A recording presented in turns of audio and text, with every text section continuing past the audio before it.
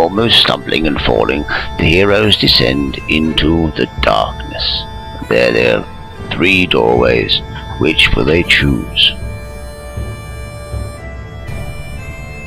Choosing the east door, the characters find themselves overcome by the stench of decay. Fetid water. Yuck. And there before them an evil necromancer appears. But at the blink of an eye, Seraphina dispatches him with a ray of spite. They move on, but find themselves confronted by a cave-in. It's nearly sealed the passageway, forcing the warriors to walk in single file. Leaving the stench of the fetid water way behind them, the heroes continue through the passageway carefully. While the crumbling rock cascades all about them, Seraphina leads the way. She pauses to gather mana from the magical vortex.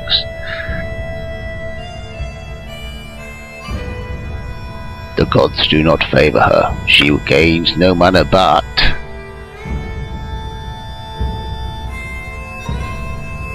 the horrific form of a long disparted soul materializes before her. With a wave of her staff, the witch returns the evil spirit from whence it came. Rushing forward, Seraphina, Crew and Jazz forget their slower dwarf companion. Passing through the next doorway and into the guard room, the group are confronted by a shamble of disgusting zombies. While out in the corridor, poor Bjork, poor fellow, is set upon from behind. Never nice. The warriors swiftly dispatch the half-dead monstrosities, all but the last one, or possibly 2. With its final breath, it spat out an evil curse, crushing both Seraphina and Crew. Unaware, Bjork gallantly smashed his tormentor to dust, then took his place behind his companions. As the last speck of life left the zombie, its spectral form reached out to wrench Crew into the afterlife, but happily it failed. For all their troubles, the party were rewarded with the Cloak of Deception, which Seraphina slipped over her shoulders. Finding no other exits, the adventurers were forced to track their way back through the labyrinth.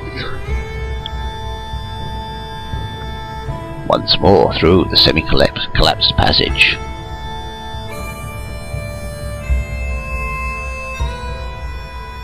Back past the filthy smells and onwards through the southern archway.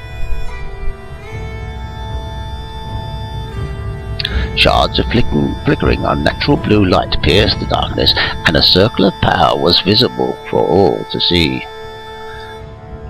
Seraphina's heart leaped into her mouth as a dozen huge spiders dropped from the ceiling.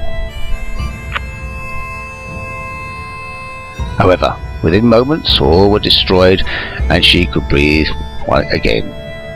Not webbed once, it would seem. After searching long and hard, no sign of any evil creatures could be found in either directions as they travelled down the corridor. Thus, the adventurers made their way back to the main entrance.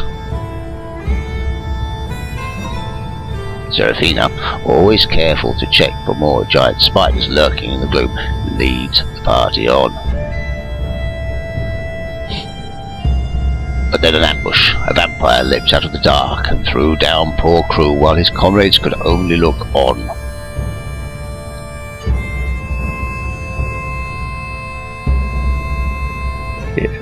Nearing death, poor Crew sank to his knees, but grimly held on. He was really badly hurt at this point. As his friends tried to wrestle him free of the vampire's clutches, all hope began to fade.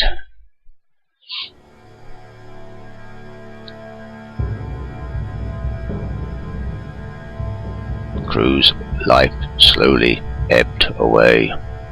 Not looking good for him at all at this point.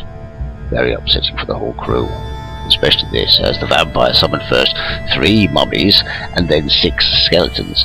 Was this to be our hero's end?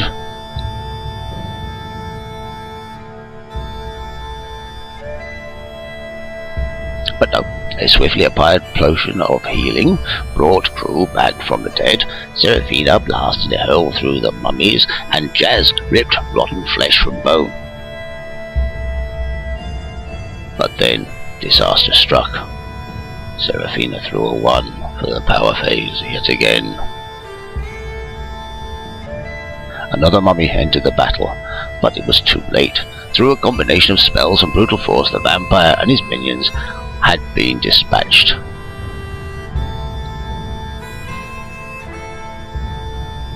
So through the open door, their adventure's end could be seen.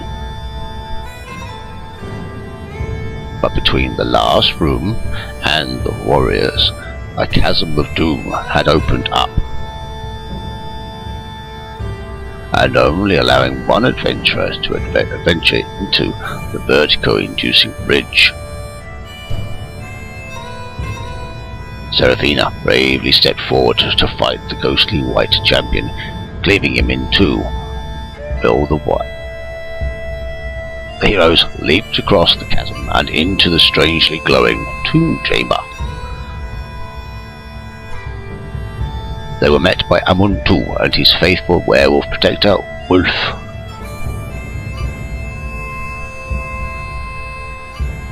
The heroes decided to split their forces. Bjorg and Jazz prepared to attack Wolf.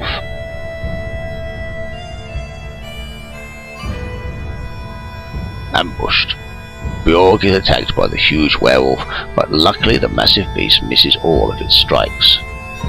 While the crew and Seraphina tackle the main threat, Amuntu, Bjorg and Jazz dispatch Wolf fairly easily. Seraphina flies over Amuntu and casts a ray of spite, almost halving his wounds. Crew inflicts the final combination of blows using his battle rage skill and his ring of luck, but at the last moment Amuntu whispered an incantation and disappeared, with Wolf as well. No bodies were seen. Will they rise again? Who can tell? Breathing a sigh of relief, however, the adventurers search the tomb chamber, but find little but gold.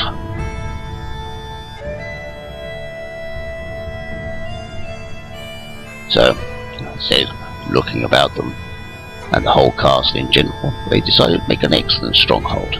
This may, in the future, be somewhere they make their home. We will have to wait and see. This has been Daxium Rothchop. Thank you very much for listening.